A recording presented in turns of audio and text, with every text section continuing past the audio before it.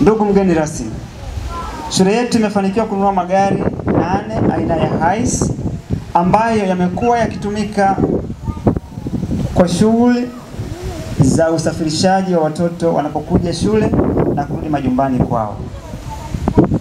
Sambamba na kumiliki magari yetu wenyewe, shule imefanikiwa kujenga karakana ya kisasa ili kuhakikisha magari yanatengenezwa inapotokea hitilafu, na hii inatupatia uhakika kwamba watoto wetu wanakuwa salama wanapokuwa njiani wakati wote.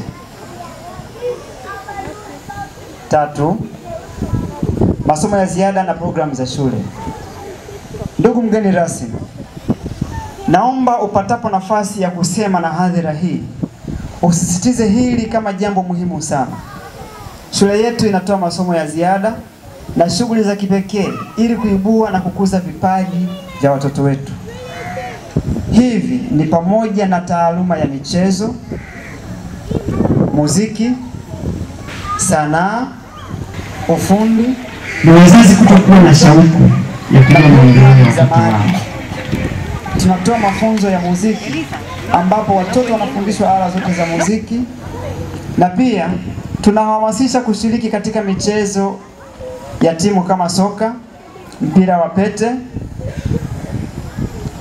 Lakini pia masomo haya ya ziada huwafanya watoto kuwa na afya bora na kuchochea ushirikiano, kujitolea na nidhamu ya kasi ya kujifunza masomo ya darasani. Tukiwa tunaamini kwamba vitu vya ziada tunavyofanya ni kichocheo cha yale tunayofanya darasani. Lakini naomba niseme kwenu pia kwamba haya mlioyaona kama sehemu ya vipaji kwa watoto wetu, kwa mwaka unaoanza 2026 tumejipanga vizuri kuboresha sana, na tutakwenda zaidi ya hivi mlivyoona, ili walau kile ambacho tunaita kipaji cha mtoto kiweze kumpa fursa mtoto huyo kwa maisha yake ya baadaye.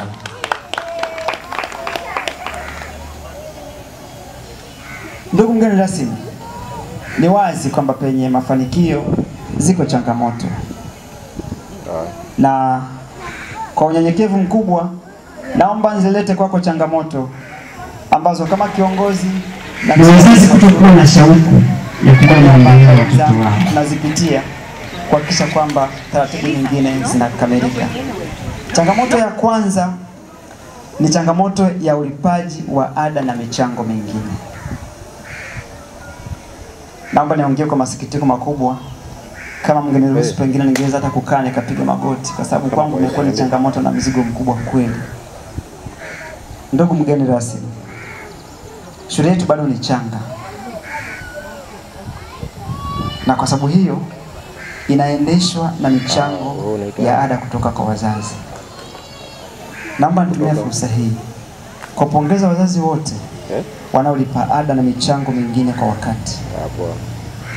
Nawashukuru sana. Naomba tuwapigie makofi.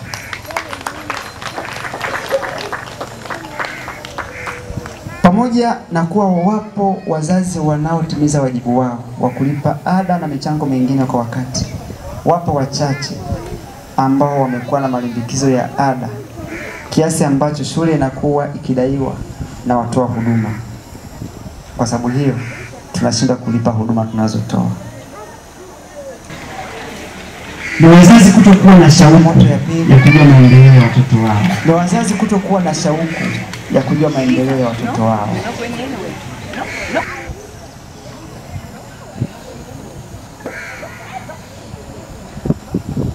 Ndugu mgeni rasmi, tunatambua hii ni shule.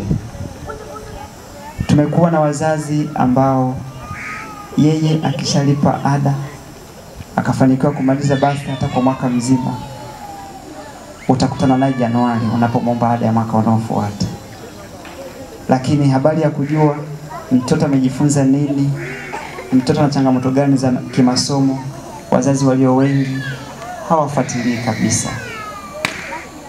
Tumejitahidi kusema na wazazi hawa kwa namna tofauti tofauti, lakini kilio chao kikubwa ni utafutaji. Kama mwalimu na mlezi wa watoto, nikuombe mzazi, usitafute afu kumsahau unayemtafutia. Jukumu la kulea watoto sio la mwalimu peke yake. Ni jukumu ambalo linahusisha pande zote. Ndugu mgeni rasmi, ni wazazi kutokuwa na shauku ya kujua maendeleo ya watoto wao. Ni waombe wazazi tusiwachie walimu majukumu ya malezi.